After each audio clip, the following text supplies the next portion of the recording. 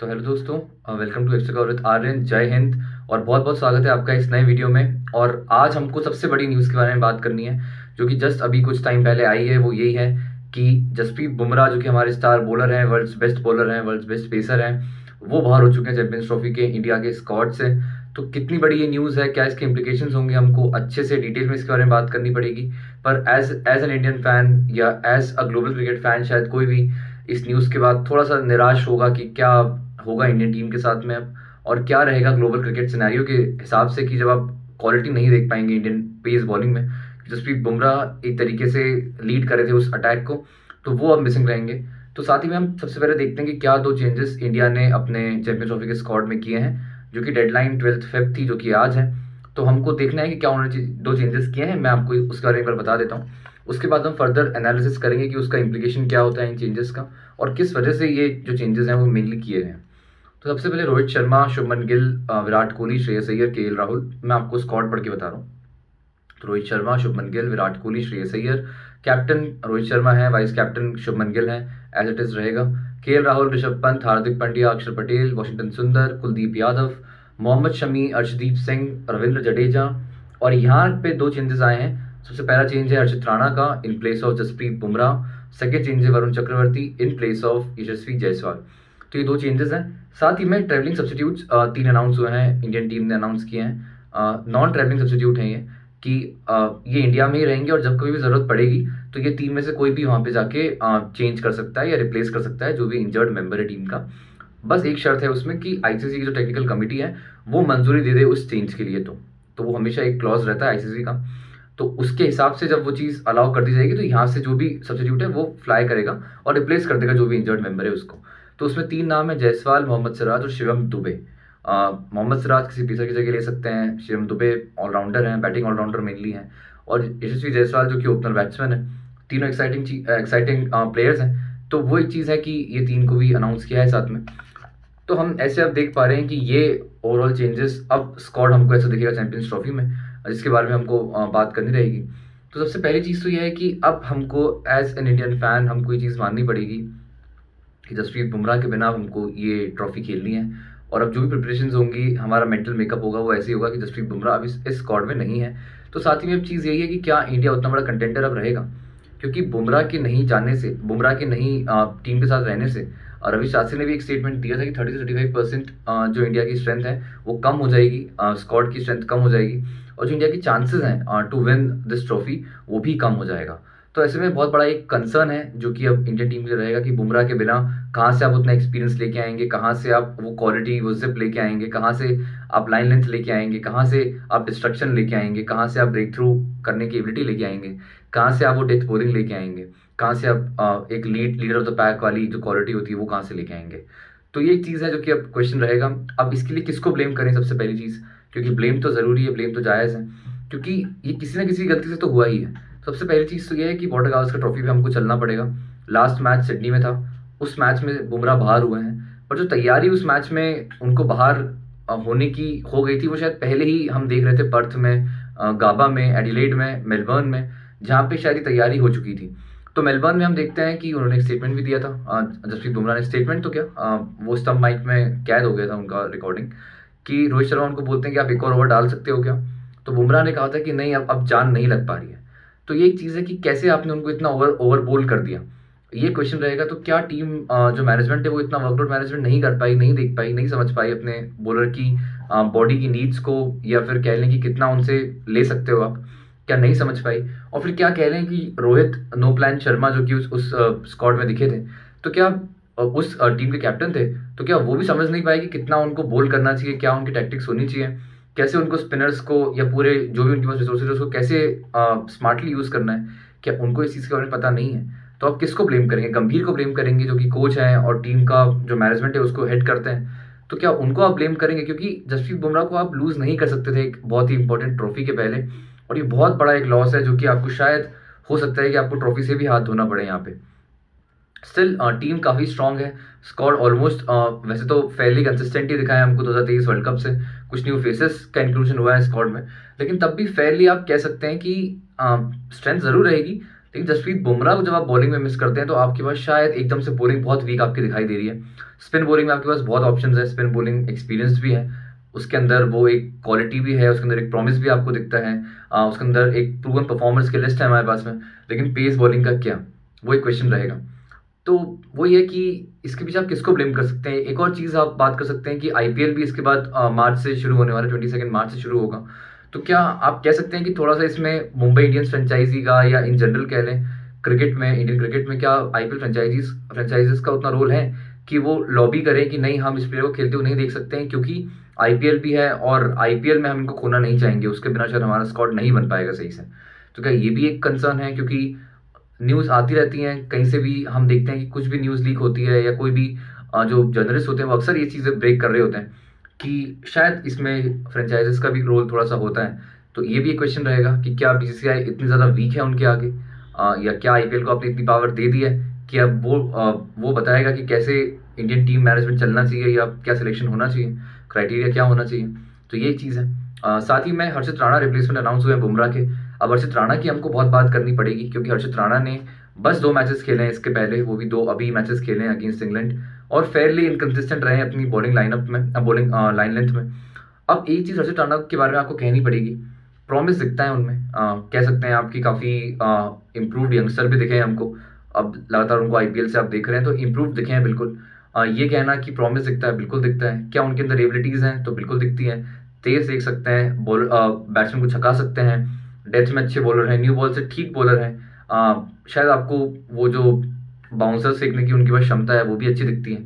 लेकिन क्या वो चैंपियंस ट्रॉफी के लिए रेडी हैं, ये बहुत बड़ा क्वेश्चन है। तो यहाँ पे मुझे लगता है कि आंसर है नो, क्योंकि जब आप 2 मैचेस खेलते हैं बीइंग हर्षित राणा या बीइंग एनी अदर यंगस्टर, तो 2 मैचेस का experience is very less for any ICC tournament. तो ऐसे में क्या आईसीसी टूर्नामेंट में आपको राणा को लेके जाना चाहिए था, ये बहुत बड़ा क्वेश्चन है। क्योंकि आप जब आप देखते हैं आगे जाकर तो आपको न्यूजीलैंड से मैचेस खेलना है जो कि फेयरली कंसिस्टेंट साइड है, फेयरली एक्सपीरियंस साइड है। उनकी देखिए आप बैटिंग बॉलिंग दोनों में आपको काफ़ी एक्सपीरियंस दिख रहा है। साथ ही में पाकिस्तान से आप खेलेंगे जो कि आपके एकदम चिर प्रतिद्वंदी हमेशा होते हैं, हमेशा वो राइवल्स होते हैं। तो ऐसे में क्या आप एक थोड़े से नॉर्मल से या कह लें कि थोड़े से वीकर लाइनअप के साथ में जा सकते हैं। तो ये एक चीज़ है क्योंकि इनएक्सपीरियंस भी है। अगर मोहम्मद सिराज को आप रखते तो शायद आप कह सकते थे कि ठीक है, थोड़ा सा एक्सपीरियंस आप लेके जा रहे हैं। तो I have my serious concerns कि हर्षित राणा क्या करेंगे और कितने वो अंडरकुक्ड हैं अभी जाने के चैंपियंस ट्रॉफी जैसे बड़े टूर्नामेंट में जिसमें कि 8 टॉप टीम्स आएंगी, वो एक चीज़ है। अब बात करते हैं उनकी वीकनेस की भी कि हर्षित राणा की वीकनेस क्या हमको दिखाई दी है। तो क्योंकि उन्होंने अभी तक 2 ही मैचेस खेले हैं, पर हम थोड़ा सा उनके बाकी फॉर्मेट से गेम के बारे में बात कर सकते हैं। लेकिन जो उन्होंने अभी 2 गेम्स खेले हैं उसमें हमको एक चीज़ ज़रूर दिखी है कि न्यू बॉल से बहुत इनकन्सिस्टेंट हो दिखे हैं। लगा है कि जैसे यंगस्टर आता है उसको he is all over the place, बिल्कुल दिखाई देता है कि उसको विकेट्स बहुत ज़्यादा लेना होता है, तो वो भूल जाता है कि कैसे उसको कंसिस्टेंसी मेंटेन करनी है लाइन लेंथ में। तो वो एक चीज़ बिल्कुल दिखाई दी है कि लाइन लेंथ उनकी कंसिस्टेंट नहीं रही है, उनकी ना लाइन कंसिस्टेंट रही है ना लेंथ कंसिस्टेंट रही है। ऑफ साइड के बाहर बॉल दे देते हैं बहुत बार रन्स मारने के लिए, हमने देखा स्लोअर बॉल्स कर रहे हैं न्यू बॉल से। तो क्या इतना सब करने की ज़रूरत है आपको बीइंग अ यंगस्टर या बीइंग अ पेसर जिसको न्यू बॉल से खासी मदद मिल जाती है, तो क्यों आपको इतनी सब चीज़ें करनी है, ये क्वेश्चन है। तो कुछ वीकनेसेस दिखी, मैं ये नहीं कह रहा हूँ कि जो वीकनेसेस उनकी है वो बहुत सीरियस है इन नेचर, लेकिन बात यह है कि चैंपियंस ट्रॉफी में जब आप उनको लेके जा रहे हैं तो उनकी वीकनेसेस को आप नज़रअंदाज नहीं कर सकते हैं। क्योंकि जब आप इतने बड़े टूर्नामेंट में जाते हैं तो वहाँ पे आपको हर एक वीकनेस जो है वो शायद एडअप होकर आपको हरा सकती है, मैच से बाहर कर सकती है। इवन छोटी वीकनेसेस भी ये चीज़ कर सकती है। अब एक और चीज़ है कि हर्षित राणा के पीछे कौन है, कि कौन इनको लेके आए हैं। तो गौतम गंभीर जो है उनका बायस खासा दिखा है कि पर्थ टेस्ट मैच में तो रोहित शर्मा भी नहीं थे, तो वहाँ पर भी हमने देखा कि हर्षित राणा ने डेब्यू कर लिया सीधे जाके पर्थ में बीजीटी में फर्स्ट टेस्ट मैच में। वहाँ पे भी उन्होंने विकेट जरूर लिए, ट्रेविस हेड को उन्होंने आउट भी किया, लोग बहुत फैन हो गए उनके एकदम से। लेकिन एक बात है कि उस मैच में भी बहुत इनकन्सिस्टेंट रहे अपनी लाइन लेंथ से। वो उनके पास पेस था, वो शायद दिखा नहीं पाया उसको। और जसप्रीत बुमराह काफ़ी हद तक वो काम कर चुके थे, पूरी बॉलिंग लाइनअप का अकेले खड़े रहे उस मैच में। सिराज का थोड़ा सा रोल आ गया, हर्षित राणा का थोड़ा सा रोल आया, लेकिन इनकन्सिस्टेंसी उनकी दिखाई दी, इनएक्सपीरियंस उनका दिखाई दिया। तो वो एक चीज़ है। तो क्या गंभीर को आप ब्लेम करेंगे कि आप ये कैसा सिलेक्शन आपने किया है कि 2 मैचेस खेला हुआ प्लेयर आप लेके जा रहे हैं, और उसके बाद भी लगातार मैचेस आपने उनको इंग्लैंड की सीरीज में भी दिए हैं, 2 मैचेस उनको दे दिए हैं। तो क्या आप अर्शदीप से पहले उनको खिलाएंगे? अभी बहुत बातें हमको करती रहनी पड़ेगी इस चीज़ के बारे में, क्योंकि ये बहुत कह सकते हैं कि एक बहुत चाइल्डिश डिसीजन जैसा लग रहा है। अब इंडियन टीम जीत जाए तो अच्छी बात है, वरना अगर नहीं जीतेगी तो आई डोंट थिंक कि गंभीर या फिर रोहित शर्मा को लोग स्पेयर करने वाले इन सब कॉमिकल चीज़ों की वजह से। तो आई डोंट थिंक कि उनके लिए जो फ्यूचर है वो आसान होने वाला है दोनों ही लोगों के लिए, या पूरी टीम मैनेजमेंट के लिए कह लें। हाँ, तो काफ़ी इनएक्सपीरियंस भी है अर्षित राणा। अब इनएक्सपीरियंस प्लेयर के साथ में दिक्कत क्या है कि जब भी आप हाई प्रेशर गेम्स खेलते हैं, जब भी आप खेलते हैं मैचेस लाइक सेमीज, क्वार्टर्स या फाइनल्स, किसी भी टूर्नामेंट के नॉकआउट्स में आप जाते हैं, तो वहाँ पे बहुत बड़ा चैलेंज ये होता है कि कभी कभी आपको शायद रन्स पड़ सकते हैं, कभी कभी हो सकता है कि आपको न्यू बॉल से मदद ना मिले, कभी कभी हो सकता है कि ड्यू आ जाए, कभी हो सकता है कि जो बैट्समैन है वो बहुत ज़्यादा आपको ओवर पावर करके खड़ा हुआ है, बहुत डोमिनेट कर रहा है आपको। तो ऐसे में अगर आपके पास एक्सपीरियंस है तो आप यूजुअली लाइन लेंथ चेंज कर सकते हैं या कुछ प्रोड्यूस कर सकते हैं आउट ऑफ नोवेयर विकेट से, जो कि हमने बुमराह को करते हुए देखा है, जो कि हमने शमी को करते हुए देखा है इन टेस्ट मैचेस, इन ओडीआईस, हमने काफ़ी करते हुए देखा है दोनों को। और जो सीनियर बॉलर्स होते हैं उनको ये चीज़ करनी आती है कि वो खरीदना जानते हैं विकेट को, कैसे गलतियां करवा सकते हैं, प्लान करके आउट कर सकते हैं, ये सब चीज़ें होती हैं। तो वो आप ज़रूर मिस करेंगे हर्षित राणा के साइड से, पर चलिए ठीक है, अब वो हैं स्क्वाड में। लेकिन जो चीज़ें हमने मिस की हमको उसके बारे में बात करनी रहेगी। तो मोहम्मद सिराज को हमने मिस किया है।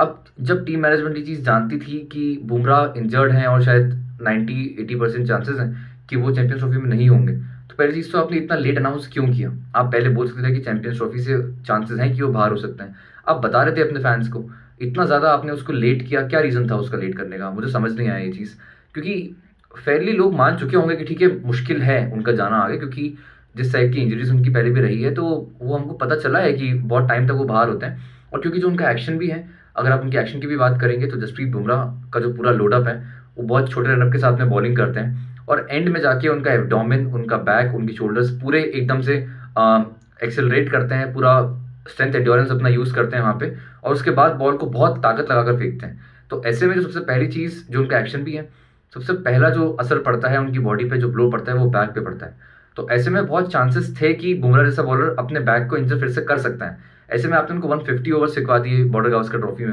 ये कितना चाइल्डिश, कितना कॉमिकल चीज़ है कि कैसे आप being in that field, being in that industry, आपको ये चीज़ नहीं पता है कि कैसे इस चीज़ को मैनेज करना है। ये बहुत सीरियस क्वेश्चंस हैं जो कि रेज हुए हैं बिल्कुल, और होने चाहिए, काफ़ी स्ट्रिक्ट क्वेश्चंस पूछने चाहिए, क्योंकि क्रिकेट फैन तो बेवकूफ़ नहीं है जो इन सब चीज़ को नहीं समझता है।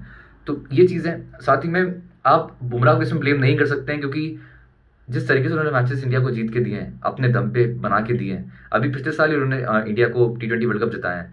तो ऐसे में आप ऐसे बॉलर को डिस्काउंट नहीं कर सकते उनके रोल को। और दूसरी बात, उनका जो एक्शन है जिस हद तक वो फायदेमंद उनके लिए रहा है अभी तक, तो साथ ही में कुछ प्रोज एंड कॉन्स हर चीज़ के साथ में रहते हैं, तो ये भी इंजरी एक कॉन बिल्कुल रहेगा इस चीज़ में उनके लिए। साथ ही में एक चीज़ ये भी है कि हार्दिक पांड्या का भी जो एक्शन है वो भी काफ़ी हद तक बैक पे लोड पड़ता है उनके एक्शन में। तो अगर वो भी कभी इंजर्ड हो जाते हैं तो आप उनको ब्लेम नहीं कर सकते इस चीज़ के लिए। मैनेजमेंट को आप ब्लेम कर सकते हैं कि कैसे आपने उनके वर्कलोड को नहीं मैनेज किया, या कह सकते हैं कि उनकी ट्रेनिंग क्या अच्छे से हो पाई कि नहीं है, क्या उनको रेस्ट मिल पाया कि नहीं अच्छे से। ये सब चीज़ें उसका पार्ट होती हैं। तो ये बिल्कुल देखना पड़ेगा कि कैसे इस चीज़ पे काम होगा। और मोहम्मद सिराज क्यों हो सकते थे? क्योंकि आप एक्सपीरियंस सीरियसली लैक कर रहे हैं इस पूरे स्क्वाड में। हर्षित राणा एक बॉलर हैं, अर्शदीप सिंह एक बॉलर हैं। दोनों की ओडीआईस के मैचेस कुल मिला के शायद 10 मैचेस भी नहीं होंगे जहाँ तक मुझे लग रहा है। अर्शदीप सिंह ने शायद 7 ओडीआईस खेले हैं और अर्षित राणा ने शायद 2 ओडीआईस ही खेले हैं। तो 9 मैचेस दोनों ने मिला के खेला है।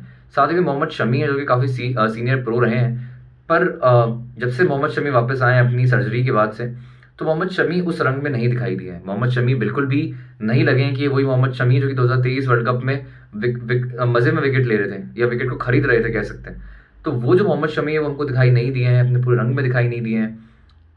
तो ऐसे में क्या एक सीरियस कंसर्न है ओवरऑल जो हमारा पेसर लाइनअप है उसके लिए। तो क्या सिराज वहाँ पे होना चाहिए थे, जो कि दूसरा एक्सपीरियंस्ड बॉलर है शमी के बाद में। और ऐसे में क्या जो सबसे हाईएस्ट विकेट टेकर पिछले कुछ टाइम में रहे हैं ओडीआईज में इंडिया के लिए, क्या आप उनको बाहर बिठाकर खुश हैं? ये एक चीज़ रहेगी, ये क्वेश्चन रहेगा जिसके बारे में बिल्कुल जितनी बात हो कम है, क्योंकि सिराज वहाँ पे होना चाहिए थे।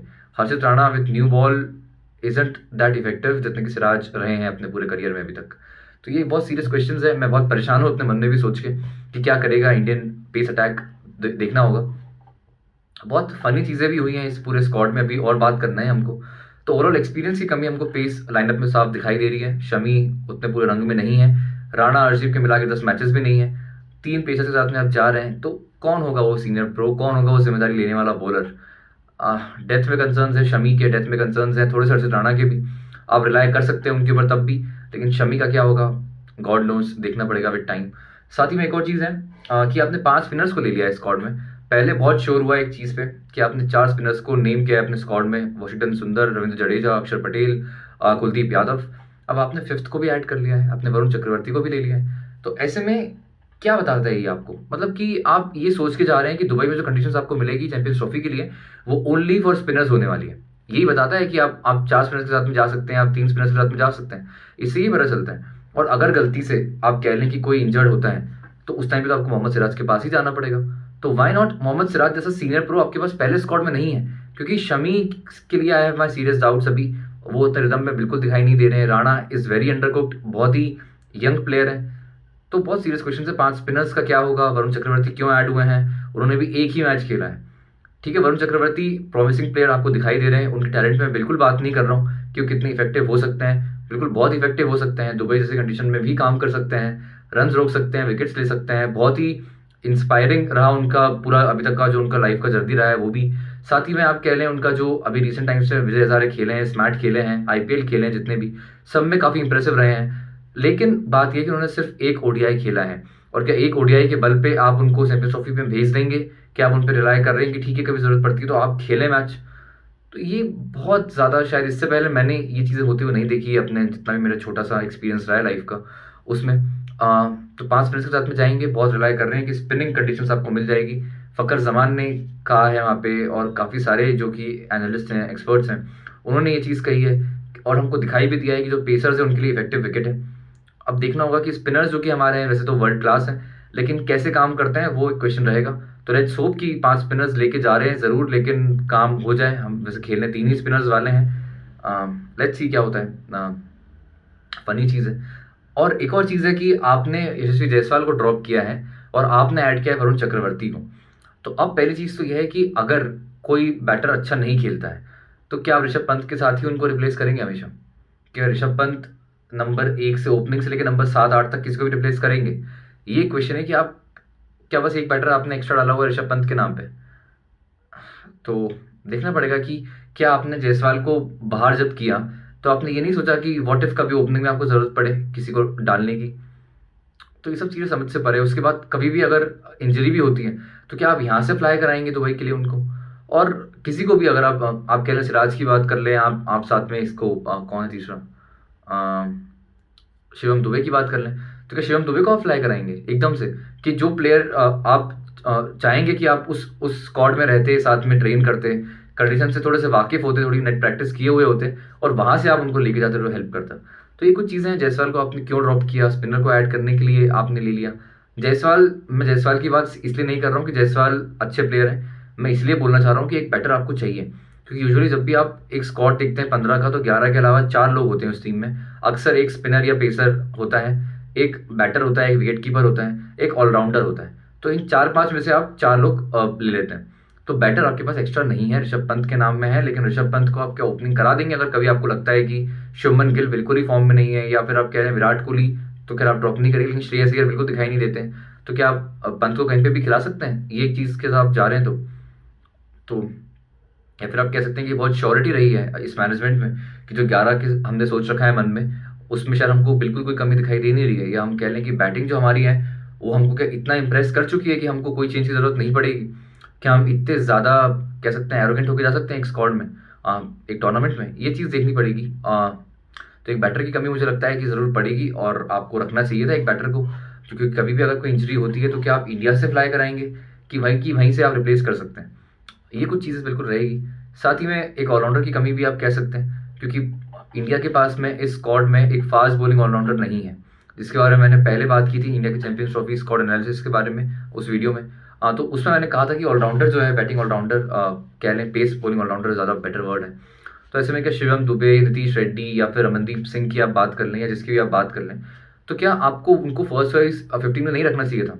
नीतीश रेड्डी की मैं मेनली बात करूंगा, अभी तो उनके फिटनेस कंसर्न भी हो गए, लेकिन कोई बाकी भी जो है, शिवम दुबे भी हैं, बाकी लोग भी हैं, तो क्या आपको उनको नहीं रखना चाहिए था? क्योंकि अगर हार्दिक पांड्या इंजर्ड होते हैं जो कि इंजरी प्रोन है, या फिर कह लें कि अगर विकेट जो है वहाँ पे अगर आपको स्पिनिंग नहीं मिलते हैं, अगर स्पिनर्स को बहुत रन्स पड़ते हैं, तो क्या आप नेक्स्ट मैच में भी स्पिनर्स के साथ में ही जाएंगे? कि क्या आप ट्राई कर सकते थे कि नीतीश रेड्डी को आप खिला देते या शिवम दुबे को आप खिला देते? तो उसके लिए आपको 15 में उनको रखना पड़ता। अब आप तभी उनको अंदर डाल सकते हैं जबकि कोई इंजर्ड ना हो। तो आप क्या आप प्रे करेंगे कि कोई इंजर्ड हो जाए उसके बाद? तो फनी चीज़ें हैं, ऑलराउंडर की कमी भी आपको दिखाई दे रही है स्क्वाड में। मैं बस बैश करने के लिए नहीं बैठा हूँ इस वीडियो में, लेकिन बात यह है कि बहुत कॉमिकल चीज़ें मुझे दिखाई पड़ रही है कि शायद इतना एक्सपीरियंस्ड कैप्टन, इतना एक्सपीरियंस्ड कोच के साथ में आप ये उम्मीद नहीं करते हैं। तो एक चीज़ है। साथ ही में एक और डाउट क्रिएट हो रहा है अब यहाँ से, क्योंकि पिछले 2 मैचेस जो हैं वो हर्षित राणा ने खेले हुए हैं। अब राणा ने क्योंकि 2 मैचेस खेले हैं, तो क्या हम ये मान लें कि राणा ही चैंपियंस ट्रॉफी में स्टार्टर बॉलर होने वाले हैं शमी के साथ में? क्या हम ये मान लें? तो फिर अर्शदीप जो है, क्योंकि मैं बैक करूँगा कि अर्शदीप पहला मैच खेलें, ज़रा सीनियर बॉलर है, उनसे थोड़े से प्रेशर सिचुएशंस में खेले हुए हैं। साथ ही में अच्छा न्यू बॉल बॉलिंग करते हैं, साथ ही में डेथ में अच्छी बॉलिंग करते हैं, कटर्स भी है उनके पास में, लेफ्ट आर्म का एंगल भी लेके आते हैं। तो मैं हर्षित राणा को बुरा नहीं बोल रहा हूँ, लेकिन मैं बस ये कह रहा हूँ कि इस जगह पर देखते हुए, स्टेज को देखते हुए, आपको चाहिए कि थोड़ा सा कंपैरेटिवली एक्सपीरियंस बॉलर जो कि पहले 11 में खेले। तो क्या अर्शदीप खेलना चाहिए कि राणा खेलना चाहिए? आपको, आपका क्या इस पे वोट है? आप मुझे प्लीज़ कमेंट सेक्शन में बताइएगा। तो मैं चूज़ करूँगा कि अर्शदीप खेलें, पर अभी तक अर्शदीप खेलते हुए नहीं दिखे हैं। तो यहाँ पे भी एक डाउट रहेगा शायद, जो कि ये लोग सीधा 19 फरवरी को हमको सरप्राइज़ देंगे कि कौन खेलने वाला है। पता नहीं। और अगर जो भी खेलने वाला है उसको फिर आज के मैच में हम चाहेंगे कि वो खेलें और बताएं हमको कि वो कैसे फॉर्म में है, ताकि हम भी थोड़े सेटिस्फाइड लगें कि ठीक है, ये हमारा जो लाइनअप है 11 का ये होने वाला है, और ऐसे में कौन कितने फॉर्म में है। क्योंकि अगर आप कहीं पर भी जाते हैं तो आप पहले उनको मैचेस देना चाहते हैं, किसी भी ट्रॉफी को अगर आप खेलना चाह रहे हैं आईसीसी की, तो आप पहले प्लेयर्स को इन फॉर्म रखते हैं, आप प्लेयर्स को थोड़ा सा वार्म्ड अप रखते हैं कि आप खेल के चाहिए, थोड़े से रन अंडर योर बेल्ट लेके जाइए, थोड़े विकेट्स लेके जाइए, थोड़े से आप इन प्लेइंग, जब आप इन प्लेइंग सिचुएशन रहते हैं ऑलरेडी, तो आपके लिए अडेप्ट करना ईजी होता है, बजाय इसके कि आप एकदम से रेस्ट पे आ रहे हैं, आप एकदम से बैठे हुए थे, एकदम से आप आके खेल रहे हैं। तो ये कुछ चीज़ें हैं जो कि आप कर रहे हैं, देखना पड़ेगा क्या करते हैं इसका। दूसरी बात ये कि जब ओवरऑल पेस अटैक की बात करते हैं, तो मोहम्मद शमी जो है, हम शमी के बारे में बिल्कुल ये नहीं कह सकते कि बॉलर अच्छे नहीं है या क्वालिटी की उनकी बात करें कि वो बुरे हैं। Shami one of the best bowlers हैं इन द वर्ल्ड, स्पेशली जो उनका सीम पोजीशन है वो सबसे अपराइट है। उनसे अपराइट तो मैंने अभी के जितने बॉलर से किसी में उतना अपराइट नहीं देखा है। तो ऐसे में क्या शमी को आप रिलाई कर पाएंगे? क्योंकि बात ये है कि अभी वो फिटनेस से थोड़े से पछता रहे हैं, तो हम कंसर्न है फिटनेस का। हम क्वालिटी की बात नहीं कर रहे हैं, क्वालिटी में नो डाउट बहुत अच्छे हैं, लेकिन फिटनेस नहीं है, रिदम नहीं है, लाइन शायद थोड़े से डिस्टर्ब हो रहे हैं, डेथ में रन्स खा रहे हैं। पिछले मैच में सेकंड ओडीआई में उनको बहुत रन्स पड़े हैं, T20 आईज में भी उतनी इफेक्टिव नहीं लगे, पूरा कोटा भी बहुत बार खत्म नहीं किया उन्होंने दोनों ही सीरीज में। तो एक कंसर्न रहेगा कि शमी नो डाउट अच्छे हैं, लेकिन क्या वो रिदम है उनके पास, क्या फिटनेस उनके पास में है, क्या फर्स्ट चॉइस खेल पाएंगे, कि आप राणा और अर्शदीप को खेलते हुए भी देख सकते हैं? तो ये कुछ सीरियस क्वेश्चंस रहेंगे, देखना पड़ेगा क्या होता है। तो अब चीज़ ये है कि कंटेंडर इंडिया रहेगा कि नहीं रहेगा, क्योंकि आप जब भी इंडिया की बात करते हैं कि आईसीसी टूर्नामेंट में जा रहे हैं, तो आप हमेशा बात करते हैं कोहली की, रोहित शर्मा की, हार्दिक पांड्या की, आप बात करते हैं कुलदीप यादव की, आप बात करते हैं जसप्रीत बुमराह की, मोहम्मद शमी की, जिसमें से आपके पास सबसे बड़ा जो प्लेयर है इन सब में जसप्रीत बुमराह, वो नहीं है।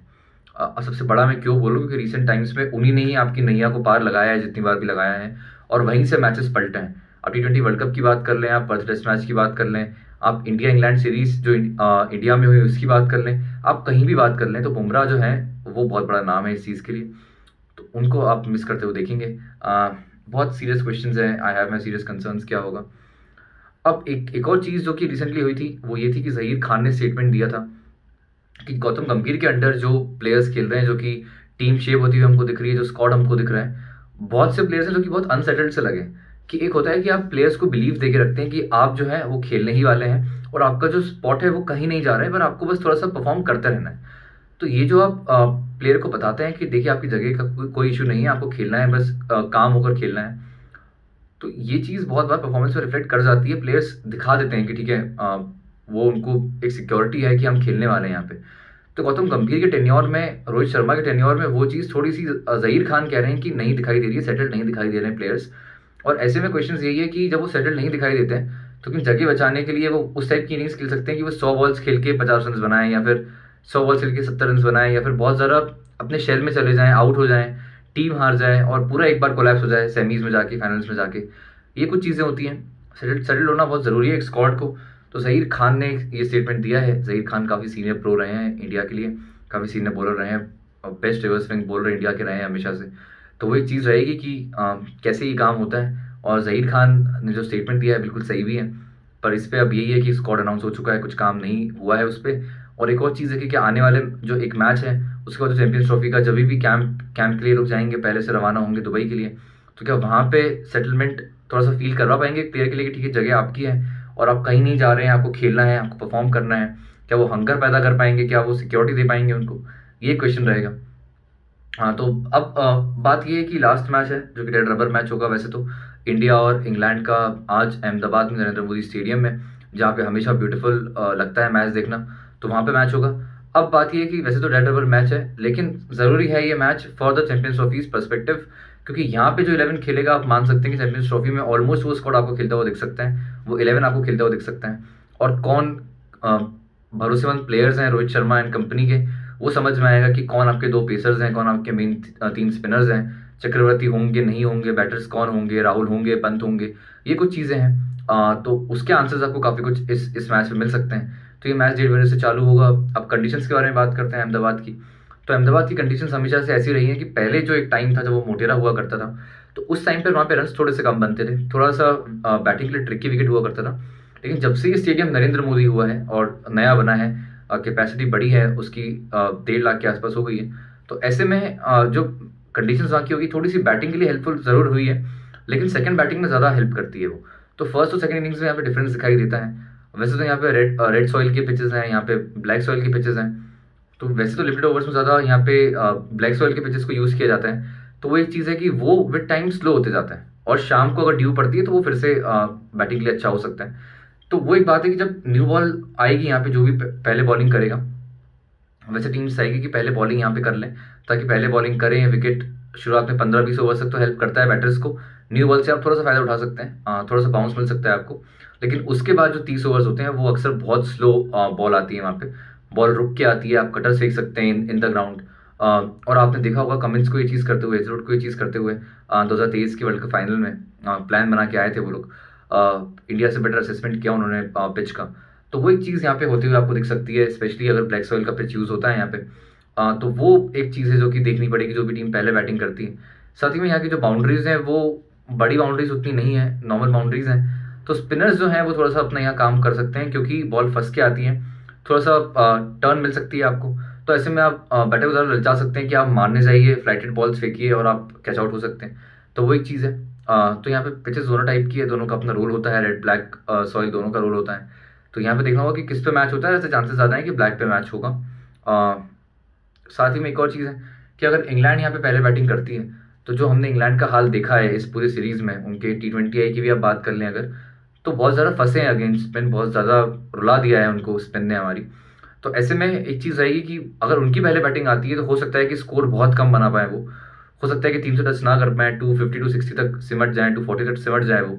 और जो हमारी क्वालिटी हो सकता है कि और भी कम में रोक दें। तो ज़रूरी है कि इंडिया पहले बैटिंग कर ले, ड्यू में आए, चेस करे, डिफेंड करे ड्यू में, अपने रन्स को जितने भी ऑन द बोर्ड रखें, ताकि आपको दुबई में कम से कम थोड़ा-सा प्रिपेयर्डनेस रहेगी कि कैसे अगर ड्यू आ जाए तो आपको कैसे डिफेंड करना है। With your bowling, with your spinners, जो कि आप बहुत स्पिन हैवी जा रहे हैं, तो आपको थोड़े से लेसन्स मिल जाएँगे कि आपको कैसे कुछ चीज़ें हैं जिस पे काम करनी पड़ सकती है, तो आपको अभी उसके लेसन्स मिल सकते हैं। तो आप ट्राई करें, आप बिल्कुल एक चीज़ कर सकते हैं कि आप बैटिंग पहले ले लें, रन्स का अंबार लगाने का ट्राई करें जितना हो सकता है, और साथ ही में आप उसके बाद आइए और डिफेंड करने का ट्राई कीजिए ड्यू में। देखते हैं क्या ये चीज़ करते हैं। साथ ही में ये है कि ड्यू यहाँ पे बहुत ज़्यादा आता है सेकंड इनिंग्स में। तो वैसे तो टीम चाहेगी कि पहले बैटिंग पहले वो बॉलिंग कर लें, ताकि बाद में आके जो ड्यू है उसका फ़ायदा उठा सकते हैं और कंडीशंस जो भी स्लो हो जाती है उसको नेगेट कर पाएँ। तो इंग्लैंड भी ये कोशिश करेगा। साथ ही में एक बात है कि बिल्कुल मैं बस ये देखना चाहता हूँ कि टेस्ट करें खुद को आप, क्योंकि एक मैच आपके पास बाकी है और ड्यू की कंडीशन अगर दुबई में आपको मिलती है, तो हमने पहले देखा है कि थोड़ी प्रॉब्लम होती है, और कोई भी वर्ल्ड की टीम हो, one of the best world की टीम्स हो, वो टीम भी फँसती है जब ड्यू आती है, क्योंकि बॉलर्स, स्पिन बॉलर्स स्पेशली बहुत कुछ नहीं कर सकते हैं। वो बॉल को ग्रिप नहीं कर पाएँगे जब ड्यू होती है बहुत ज़्यादा तो वो एक चीज़ है। स्पिनर्स को हेल्प यहाँ बिल्कुल मिलती है। तो इंडिया के जो स्पिनर्स हैं वो बेटर हैं, वर्ल्ड क्लास हैं, बेटर सूटेड है कंडीशंस के लिए भी। तो चांसेस हैं कि वो इंग्लैंड की जो बैटिंग लाइनअप है उसको फाड़ के रख दें एकदम, और देखना पड़ेगा कि कैसे करते हैं। तो अब वही बात है कि अब प्लेयर्स वॉच आउट फॉर कौन हो सकते हैं इस मैच में, क्योंकि विराट कोहली के रन्स नहीं आए हैं, तो विराट कोहली के रन्स बिल्कुल टीम एक्सपेक्ट करेगी कि यहाँ पे आप रन्स बनाइए, ताकि चैंपियंस ट्रॉफी में आप जैसा सीनियर प्लेयर जब जाएगा तो रन्स अंडर हिज बेल्ट लेके जाएँ, और आप बिल्कुल रन्स बनाइए जाके। 14,000 रन्स भी आपके पास में, आप बिल्कुल पूरा कीजिए, और जो भी आपका मेंटल ब्लॉकेड है उसको आप सही कीजिए इस मैच में रन्स बना के, ताकि आप अंडर प्रेशर ना जाएँ उस स्क्वाड में, उस ट्रॉफी में। सेम चीज़ केएल राहुल के साथ में हो रही है कि राहुल बहुत टाइम से रन्स नहीं बना पा रहे हैं। आपने थोड़ा-सा मिसमैनेज किया है उनको as a person, as a player, कि नंबर्स उनके चेंज हुए हैं, बिल्कुल सही बात है। लेकिन केएल को as a wicket keeper, as a batter हमको देखना पड़ेगा कि क्या उनका रोल रहता है। लेट्स होप कि वो अच्छा करें, रन आ जाएँ उनके पास भी, ताकि चैंपियंस ट्रॉफी में जब वो जाएँ तो एक अच्छा हम देखें कि कंसिस्टेंट स्कॉर तो जा रहा है और साथ में रन्स भी लेके जा रहा है। हार्दिक पांड्या की भी रन्स देखना चाहूँगा मैं पर्सनली, क्योंकि हार्दिक पांड्या का भी थोड़ा-सा स्ट्रगल हो गया है अभी, बहुत ज़्यादा अटैकिंग खेलने आ रहे हैं वो। तो मैं चाहूँगा कि अगर टाइम ले पाएँ, टाइम ले लें, आपके पास रहे टाइम, आप ले सकते हैं, लग्ज़री रहे उस चीज़ की, तो आप टाइम लीजिए, आप थोड़े से रन्स कीजिए, अच्छा रहेगा। साथ ही में अक्षर पटेल को भी हमको देखना होगा कि नंबर 5 पे ही क्या इस मैच में भी खेलते हैं वो, और थोड़े से रन्स वो भी बनाकर जाएँ, क्योंकि नंबर 5 पर ही खेलते हुए हमको दिखाई दे सकते हैं वो, चांसेस ज़्यादा यही हैं। तो ऐसे में अगर वो भी रन्स लेके जाएँगे तो आपका जो टॉप 5-6 है, आप देख सकते हैं कि सब ऑलमोस्ट फॉर्म में होंगे। श्रेयस अय्यर को भी देखना होगा कि कैसे वो भी और रन्स क्या बना सकते हैं, तीसरा मैच में आके कंसिस्टेंसी ले सकते हैं। मोहम्मद शमी का एक क्वेश्चन है, रिदम मिसिंग है, फिटनेस मिसिंग है, क्या उस तरीके से फिर से हमको शमी भागते हुए दिख सकते हैं जैसे कि 2023 वर्ल्ड कप में हमको दिखाई दिए थे? तब भी इंजर्ड तो थे, लेकिन बहुत ही अच्छी बॉलिंग, बहुत ही ब्यूटीफुल डिस्प्ले ऑफ बॉलिंग वो कर रहे थे तब भी। तो शमी का क्वेश्चन रहेगा कि क्या वो पूरे फिट हुए हैं? जो उनके स्पीड भी है, उनकी स्पीड भी थोड़ी सी ड्रॉप हमको दिखाई दे रही है। तो लेट्स होप कि शमी भी हमको फिट दिखाई दें, शमी भी अच्छे रिदम में दिखाई दें। अब इंग्लैंड की अगर बात करते हैं तो जो रूट पर जिम्मेदारी रहेगी कि आप और रन्स बनाइए। पिछले मैच में 69 रन्स तो बनाए हैं, लेकिन आप और रन्स क्या बना सकते हैं? आप फिर से लंबा कर सकते हैं इनिंग्स को, आप आखिर तक खड़े हो सकते हैं क्या? बशर्ते आप थोड़ी सी बॉल ले लीजिए, कोई दिक्कत नहीं है। सेम चीज़ हैरी ब्रूक के साथ भी है कि उनका भी लॉन्ग फॉर्म अब ऐसा हमको दिख रहा है कि खराब ही रहा है। तो ऐसे में क्या ब्रूक भी टाइम ले सकते हैं? क्या ब्रूक भी थोड़ा सा लंबा टिक सकते हैं? थोड़ा स्पिन को क्या टाइम लेकर थोड़ा सा स्ट्राइक रोटेट करके खेल सकते हैं क्या? वो एक कंसर्न रहेगा। फिल सॉल्ट के ऊपर बहुत जिम्मेदारी है इंग्लैंड की इस टीम में, क्योंकि अगर वो अच्छा स्टार्ट देते हैं तो टीम कैपिटलाइज कर पाएगी। अगर नहीं देते हैं तो शायद उनका बहुत जल्दी से जो कि नीचे का लाइनअप है वो ऊपर बैटिंग के लिए आ जाएगा, और जो कि ससेप्टेबल है बहुत ज़्यादा न्यू बॉल पे भी, इवन स्पिन पे तो है, न्यू बॉल पे भी है। तो ऐसे में सॉल्ट की भी बहुत जिम्मेदारी रहेगी, देखना होगा कि कैसे वो फॉर्म में जाते हैं। जॉस बटलर जो कि कैप्टन है, उनको भी लगातार स्टार्ट्स मिल रहे हैं पर बहुत बड़ा स्कोर नहीं कर पा रहे हैं। वो भी चाहेंगे कि वो बड़ा स्कोर करें। जोफ्रा आर्चर क्या अगला मैच खेलेंगे, हमको ये भी देखना है कि जोफ्रा आर्चर अगर आज का मैच खेलते हैं तो इंडिया के लिए चैलेंजिंग भी होगा, और इंग्लैंड के जो चांसेस है वो बढ़ जाएंगे कि वो इस मैच को जीतें। आदिल रशीद जो कि लोन स्पिनर रहे हैं इनके, जो कि सबसे अच्छी बॉलिंग कर रहे हैं, लिविंगस्टन ने भी अच्छी बॉलिंग की, सपोर्ट किया, जो रूट ने भी सपोर्ट किया, लेकिन जो आदिल रशीद है वो सबसे इंपॉर्टेंट इनके स्पिनर है। तो वो देखना पड़ेगा। पिछले मैच में रन्स के लिए गए हैं, लेकिन लेट्स होप कि अच्छा करें, अच्छा कॉन्टेस्ट हमको दिखाई दे, फाइट दिखाई दे। साकिब महमूद को देखना होगा कि क्या वो न्यू बॉल से अच्छी बॉलिंग करते हैं, क्योंकि उनके ऊपर भी ये टीम थोड़ा सा डिपेंड कर रही है न्यू बॉल से। वो चीज़ हमको दिखाई दी है इस ओडीआई सीरीज़ में, तो लेट्स होप कि वो भी ठीक करें। तो क्या पॉसिबल 11 चेंजेस हम देख सकते हैं, क्योंकि चेंजेस 11 में, क्योंकि ये आखिरी मैच है, दोनों टीम्स, एक टीम पूरी तरीके से जीत चुकी है, एक टीम हार चुकी है।